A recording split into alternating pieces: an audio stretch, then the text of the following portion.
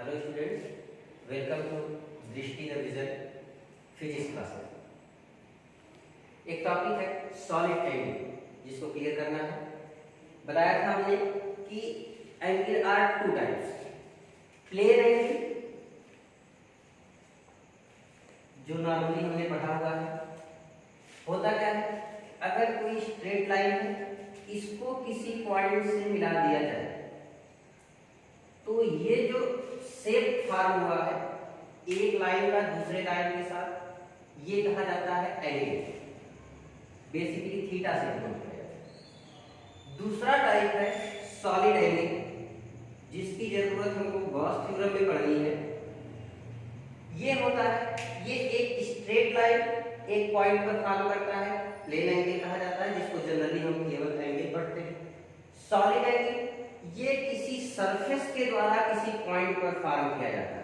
Surface means कोई plane consider कर लिया जाए। जैसे हमारे पास ये एक कॉपी है, इसका ये सरफेस हो गया। जितने इसके कॉर्नर्स पे पॉइंट हैं, सबको एक ऐसे ऊपर एक ही पॉइंट से अगर मिला दिया जाए, जैसे हमने इसी तरीके का एक सरफेस कंसीडर कर लिया, मान लिया हमने ये कोई सरफेस प्लेन। अब इसके कॉर्नर्स के जितने भी पॉइंट्स हैं, सबको किसी एक ही पॉइंट से मिला दिया जाए। कॉर्नर के सभी पॉइंट्स को, इस तरफ वाले और इस तरफ वाले। तो यहाँ पर जो एंगल फॉर्म होगा उसको कहा जाता है सॉलिड एंगल, जिसको ओमेगा से डिनोट किया जाता है।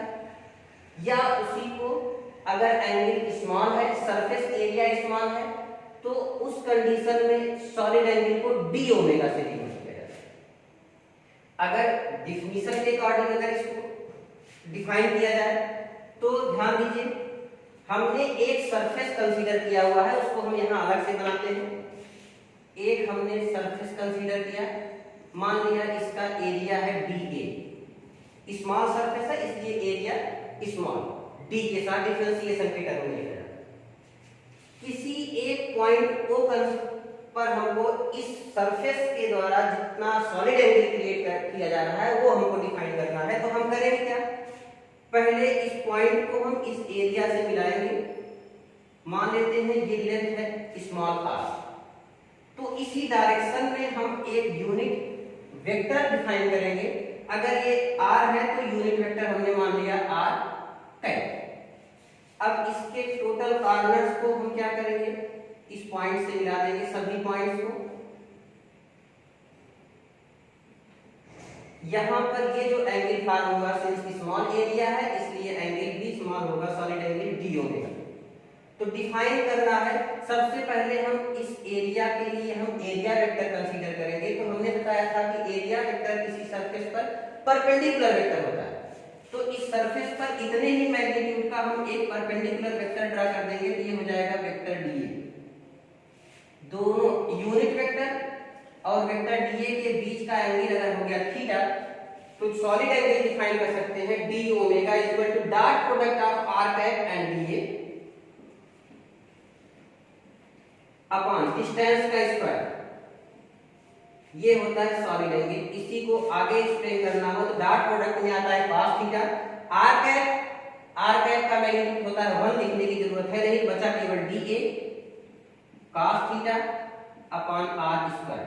ये हो गया आपका सॉलिड एंगल। आपने प्रीवियस क्लासों में पढ़ा होगा 11th में, सॉलिड एंगल की यूनिट होती है स्टेरेडियन। ये आप याद रखे रहिएगा।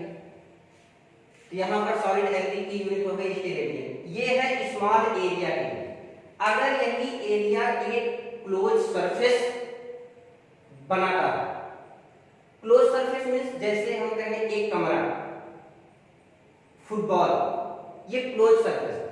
तो क्लोज सरफेस के अंदर हम अगर ये पॉइंट कंसीडर करें तो पूरे सरफेस के द्वारा उस पॉइंट पर जो सॉलिड एंगल फॉर्म होगा उसको निकालने के लिए इसका हम करेंगे इंटीग्रेशन। तो उस कंडीशन में आएगा ओमेगा इक्वल टू, इसका हम इंटीग्रेशन करेंगे डी ओमेगा इक्वल टू, ये पूरा टर्म हम लिख सकते हैं integration d A cos theta upon r square, और इसकी वैल्यू होती है 4 पाई। आपको पता है कि अगर हम एक स्फीयर ड्रा करें, स्फीयर के सेंटर पर जो टोटल एंगल फॉर्म होता है वो होता है 4 पाई 360 डिग्री। ये आप याद रखे रहिएगा, आगे गॉस थ्योरम में इसका यूज होगा। Thank you.